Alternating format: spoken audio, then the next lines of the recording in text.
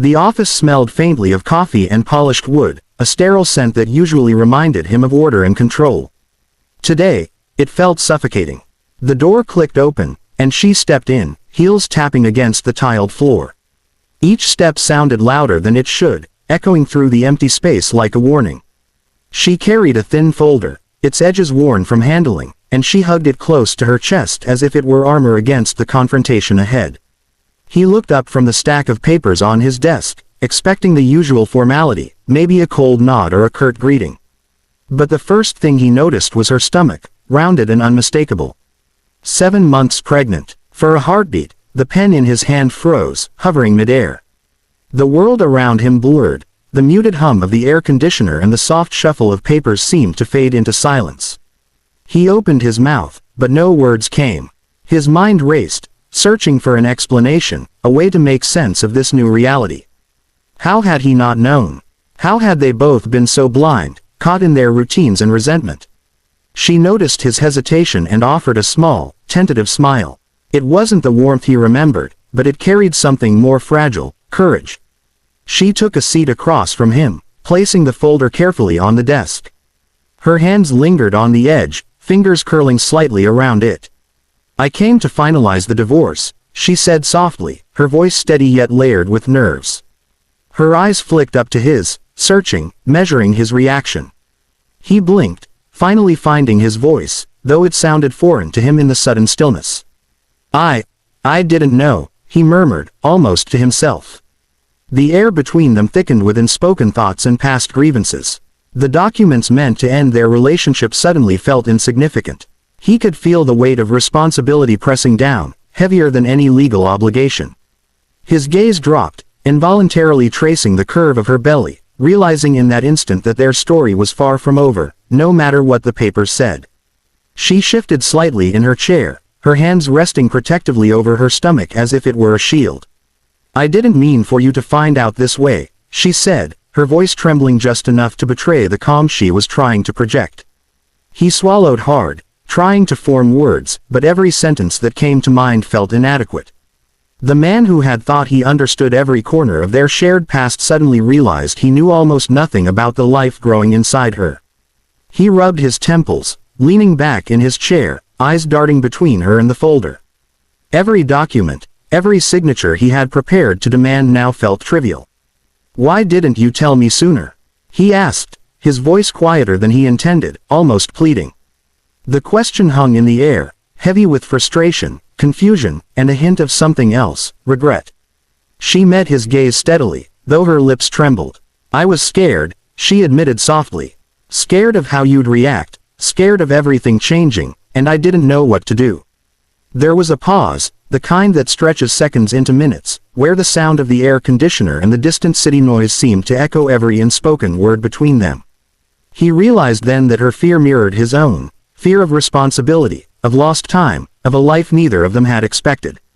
He stood abruptly, pacing the small space behind his desk, frustration tangling with awe. 7 months, he muttered, almost to himself. We've been drifting apart, and I didn't even notice." His hands clenched into fists, not in anger toward her, but at himself. Each step he took seemed to carry the weight of the months lost, the conversations that never happened, the moments he could never reclaim. She watched him, her expression softening despite the tension. "I didn't expect you to understand immediately," she said, voice barely above a whisper. "But I needed you to know the truth, now." He stopped pacing and sank into the chair across from her, exhausted but alert, his mind racing. The reality was undeniable. Their divorce papers were no longer just legal documents, they were a fragile symbol of choices that had suddenly gained consequences far bigger than either of them had imagined. He sat back in his chair, staring at the folder but not seeing the papers inside. The world felt oddly quiet, as if time itself had slowed to let him process the truth. 7 months. The weight of it pressed down on him, heavier than any argument, any hurt, any regret he had carried over the past year. Memories of their fights, their distance, and the decisions that had led them here swirled in his mind like a storm he could no longer control. His eyes wandered to her, to the small rise of her belly, and a surge of protectiveness and fear collided within him. He realized then that the life she carried was part of him, whether he had acknowledged it or not. Every instinct he had buried under pride and stubbornness screamed at him to step up, to care, to be present. And yet, his pride whispered warnings, doubts about timing, about readiness, about everything he thought he had planned. I don't know if I'm ready, he admitted finally, his voice low, almost strangled by the intensity of his emotions. She looked at him, eyes soft but firm, and shook her head slightly. It's not about being ready, she said gently. It's happening, whether we're ready or not. You can't change that now. Her words cut through the haze of his confusion, leaving only the stark reality that responsibility didn't wait for comfort or timing. He ran his hands through his hair, leaning forward, elbows resting on the desk. For the first time in months, he let himself feel everything, the fear, the regret, the unexpected hope. It was overwhelming, but in the chaos, he sensed the faintest glimmer of clarity. He could keep retreating, keep hiding behind paperwork and excuses, or he could face this head-on, for her and for the life they had created together, even if unintentionally. Her hand brushed the edge of the folder, and he noticed the slight tremor in her fingers. It mirrored his own uncertainty, and in that moment, a quiet understanding passed between them. They were both vulnerable, both scared, but neither could deny the truth.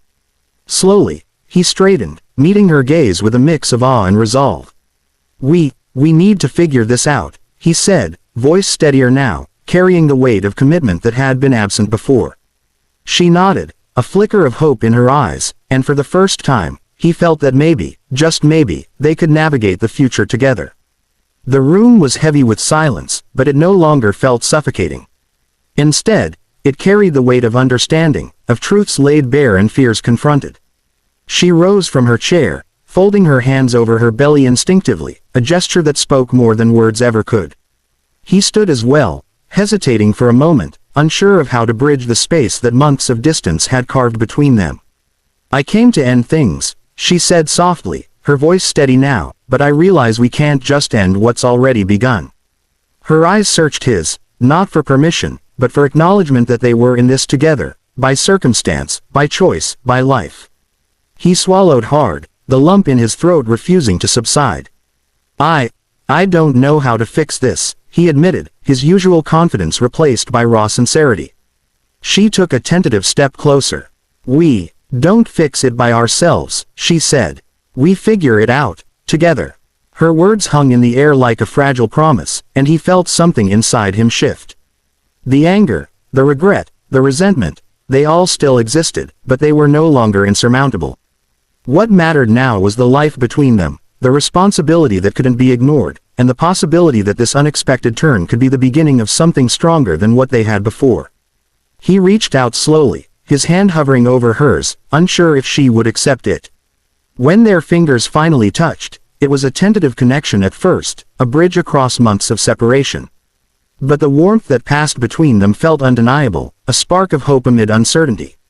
I want to be here, he said quietly, for you, for the baby, for us. Her lips curved into a small, relieved smile, one that carried both gratitude and cautious optimism. As she gathered her folder and prepared to leave, he walked her to the door. Outside, the city buzzed on, oblivious to the private storm that had just passed, yet everything felt different. They lingered in the doorway, hands still intertwined, sharing a moment that neither words nor time could fully capture. We'll figure this out, she whispered, and he nodded, finally feeling the weight of reality transform into purpose. In that instant, the divorce papers on his desk seemed insignificant. What mattered now was the life they had yet to embrace, together, one step at a time.